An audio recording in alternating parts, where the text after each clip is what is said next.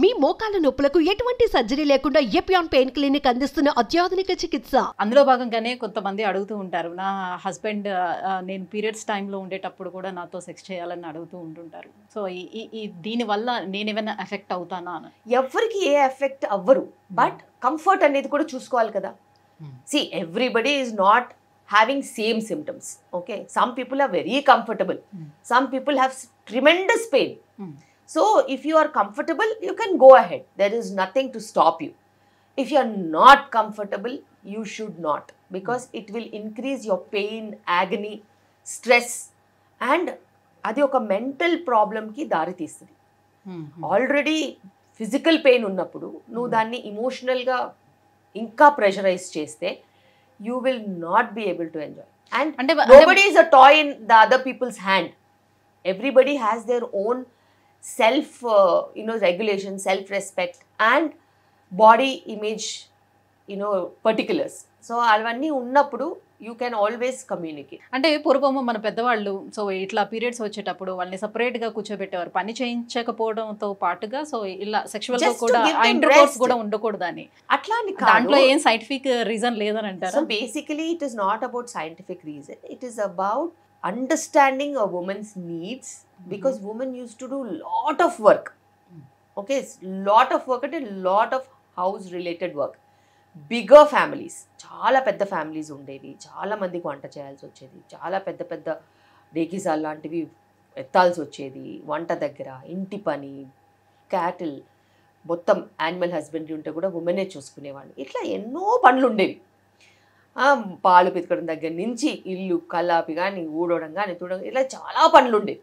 So అలాంటి వాటికి నీకు కొంచెం రెస్ట్ ఇవ్వడానికి కొన్ని సోషల్ నార్మ్స్ గ్యాదర్ చేశారేమో తప్పితే కానీ, అండ్ అందులో ఒక పార్ట్ ఇది కూడా ఉండొచ్చు, just give her space, recovery, additional stress లేకుండా రిలాక్స్డ్గా ఉండడానికి తప్పితే వేరే ఏ విషయాలు లేవు. So men and women sexual లైఫ్లో ఉమెన్ సాటిస్ఫాక్షన్కి ఎంత ప్రయారిటీ అనేది ఇస్తున్నారు ప్రజెంట్ మెన్స్ అనేది? అది మెన్ తప్పు కాదు, అది ఉమెన్ షుడ్ బి రెస్పాన్సిబుల్. చాలాసార్లు నేను చూశాను, if not 100%, at least 70% women do not communicate. తనకి ఏం కావాలో తను కమ్యూనికేట్ చేయలేదు, చెప్పదు. Whether she has got an orgasm or not, whether she satisfied or not, or whether she is happy or not, she never speaks. And అంటే చెప్తే వాళ్ళు కూడా ఎట్లా తీసుకుంటారు అనే మొహమాటం ఉన్నప్పుడు నోరు మూసుకోవాలి. మరి ఇంక అందులో ఉనికిడేది? You are an individual, he is an individual. ఇండివిజువల్గా మీరు టుగెదర్గా ఒక రిలేషన్షిప్లో ట్రావెల్ అవుతున్నప్పుడు ఇద్దరికీ ఆ మాట్లాడుకునే స్పేసు, ఓపెన్నెస్, కమ్యూనికేషన్, ట్రాన్స్పరెన్సీ ఉండాలి. నువ్వు నీ ట్రాన్స్పరెన్సీని తొక్కేసుకుని పార్ట్నర్ ఏమనుకుంటాడో అనుకుంటే తప్పు కదా. చాలాసార్లు కమ్యూనికేషనే ప్రాబ్లం.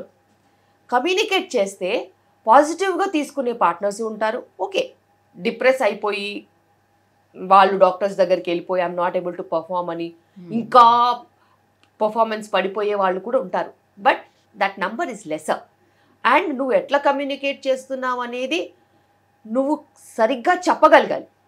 యోర్ ఫాల్ట్ అని చెప్తే ఎవరైనా ఒఫెన్సివ్గా ఫీల్ అవుతారు. Let's do it this way అన్నది చెప్తే వేరే రకంగా ఉంటుంది. I would want some more time అని అంటే వేరే రకంగా ఉంటుంది. సో నీ మాటలు వల్లే ఏదైనా కానీ పెరగడమా విరగడమా అనేది ఉంటుంది. చాలా వరకు వాళ్ళు అనుకునేది ఏంటంటే, ఇప్పుడు నేను ఇలా చెప్పాను అని అనుకోండి ఫర్ సపోజ్, సో నీకు చాలా ఎక్స్పీరియన్స్ ఉన్నట్టుంది, that's why you asking like that, అలా ఏమైనా అంటారేమో. సో ఈ రకంగా తీసుకుంటే నేను ఏం చేయగలుగుతాను? మరి అలాంటప్పుడు ఆ పార్ట్నర్తో బతకడం ఎందుకు చెప్పు? ఈ మాత్రం కూడా కమ్యూనికేట్ చేయలేకపోతే there is no use of a long term relationship. Okay, and it is never about your words which are going to be interpreted.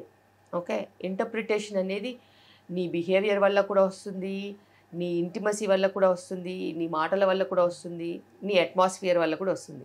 A very loving, caring couple would never talk such extreme things. Only a sadist will talk like that.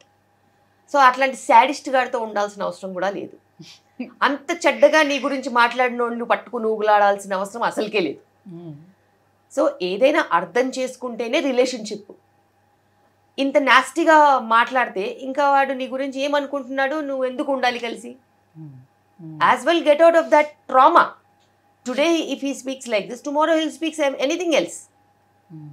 And if you are going to think like he might talk to me like that, that means you don't have an internal respect for him.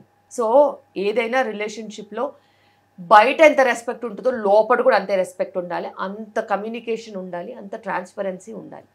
లేకపోతే there is no point in even staying together. భార్యాభర్తలు విడిపోవటానికి కొన్ని reasons చెప్తూ ఉంటారు. So before marriage తను ఉన్నట్టుగా, అంటే ఒకవేళ లవ్ చేసుకుంటే బిఫోర్ మ్యారేజ్ ఉన్నట్టుగా, లేదు అంటే మ్యారేజ్ స్టార్టింగ్లో ఉన్న విధంగా తర్వాత పిల్లలు పుట్టిన తర్వాత ఉండటం లేదు. సో అది ఎలాంటి కండిషన్లు అయినా కావచ్చు, లైక్ తన లవ్ని ఎక్స్ప్రెస్ చేసే విధానంలో కావచ్చు, లేదంటే సెక్షువల్ లైఫ్లో కావచ్చు. సో ఇలాంటివన్నీ కూడా నాకు డిఫరెన్సెస్ కనిపిస్తున్నాయి కాబట్టి మేము ఉండలేకపోతున్నాం, మాకు చాలా డిఫరెన్సెస్ వచ్చాయని చెప్తూ ఉంటారు.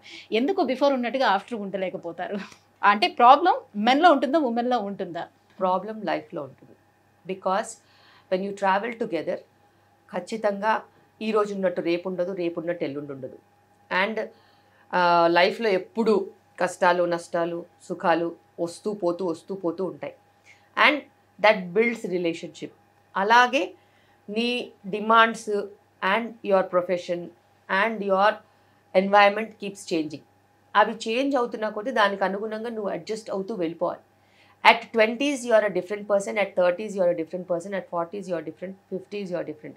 Your body is different, yes. Your work is different, your professional engagements are different, your family is different, your responsibilities are different. So prioritize అయ్యేవి prioritize అవుతూ ఉంటాయి, prioritize లేని పక్కన పడుతూ ఉంటాయి. బట్ ఇద్దరు కలిసి ట్రావెల్ చేస్తున్నప్పుడు unless it is threatening the other people's life or it is very traumatic for the other people's life, you can travel together. Adjustments ఉంటాయి, అర్థము చేసుకోవడం అనేది ఉంటుంది. అండ్ సెక్షువల్ యాక్టివిటీ కూడా డిఫరెంట్ ఏజెస్లో డిఫరెంట్ టైప్స్లో ఉంటుంది. Some times even a hug will give you the same feeling, some times even intimacy will not give you the same feeling. So environment మీద చాలా depend అయి ఉంటుంది. లైఫ్లో ఎప్పుడైనా ఒడిదుడుకులు వచ్చినప్పుడు ఉండేదాన్నే మనం పాలిష్ అవుతూ ఉంటాం తప్పితే ఇది ఎవరి మిస్టేకు కాదు. అండ్ ఇప్పుడున్న హై స్పీడ్ సొసైటీలో చాలా డిమాండింగ్ సిచ్యువేషన్స్లో వర్క్ చాలా టైం తినేస్తుంది. అండ్ వర్క్తో పాటు other things also are very very occupying, like your own commitments కానీ, యువర్ ఫైనాన్షియల్ గ్రోత్ కానీ, కెరియర్తో పాటు ఇంట్లో ఉన్న రెస్పాన్సిబిలిటీస్ కానీ, ఎక్స్పెక్టేషన్స్ కానీ. People would want to have a house, people would want to have a vehicle, people want to have 1 or 2 children. ఇవన్నీ manage చేస్తూ వెళ్ళినప్పుడు ఆ జనజీవన స్రవంతిలో కలిసి వెళ్ళిపోతున్నప్పుడు ఇలాంటివి చాలా జరుగుతూ ఉంటాయి. And it's just a part of life and people keep changing. లవ్కి డెఫినేషన్ మారుతూ వెళ్తూ ఉంటుంది. అంటే అమ్మాయిలు మాట్లాడుకునేటప్పుడు చెప్పుకునే విషయాలు ఉంటాయి కదా కొన్ని. సో సో దాంట్లో బేసిక్గా ఓరల్ సెక్స్ గురించి వాళ్ళ పార్ట్నర్స్ ఎక్కువగా ఫోర్స్ చేయడం జరుగుతూ ఉంటుంది. అసలు ఓరల్ సెక్స్ అనేది అసలు చెయ్యొచ్చా, చేస్తే ఎలాంటి కాంప్లికేషన్స్ ఫ్యూచర్లో మనం ఎదుర్కోవాల్సి ఉంటుందా? సో ఓన్లీ ఉమెన్నే ఎదుర్కొంటుందా, లేకపోతే మేల్కి కూడా ఇష్యూస్ ఏమైనా ఉంటాయా, అసలు చేయొచ్చా? బేసిక్గా సెక్షువల్ యాక్టివిటీకి వచ్చేసరికి you have so many choices. అవి ప్లస్ ఉండొచ్చు, మైనస్ ఉండొచ్చు. అయితే పార్ట్నర్స్ ఇద్దరు మాట్లాడుకుని ఇద్దరికి సమ్మతం అయితేనే ఏదైనా సంతోషమైన సామ్రాజ్యమైనా, లేకపోతే గొడవలు విడిపోవడం తప్పితే ఏం మిగలదు.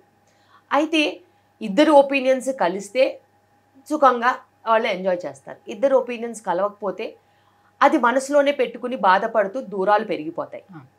అండ్ సెక్షువల్ యాక్టివిటీకి వచ్చేసరికి చాలామందికి చాలా చాయిసెస్ ఉంటాయి, చాలా అన్యాచురల్ చాయిసెస్ ఉంటాయి, న్యాచురల్ చాయిసెస్ ఉంటాయి. కొంతమందికి అసలు చాలా విపరీతంగా కూడా బిహేవియర్స్ ఉంటాయి.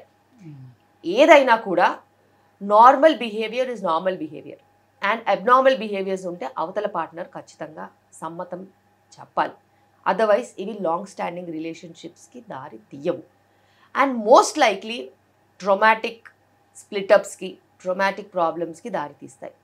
అండ్ ఎక్స్ప్లోర్ చేయడం వేరు, అది నచ్చినా నచ్చకపోయినా బతకడం వేరు. మరి నీకు అంత చాయిసెస్ నువ్వు యాజ్ అన్ ఇండివిజువల్ ఉన్నప్పుడు నీకు నచ్చితే ఓకే, నచ్చకపోతే you should say no. And sexually transmitted diseases oral సెక్స్తో కూడా వచ్చే ఛాన్సెస్ ఉంటాయి. there are so many people who come with big ulcers on the mouths and lesions. ఇవన్నీ కూడా వాటితో వచ్చినవి. అండ్ లాంగ్ టర్మ్ రిలేషన్షిప్స్లో there are so many safety aspects that we can be reassured. Single partner long term రిలేషన్షిప్స్లో ఉన్నప్పుడు వాళ్ళ understanding వేరు, వాళ్ళ హెల్త్ సెగ్మెంటే వేరు, వాళ్ళ పర్స్పెక్టివ్సే వేరు. కానీ ఇప్పుడున్న పరిస్థితిలో మనకి అలాంటి సిచ్యువేషన్స్ తక్కువ.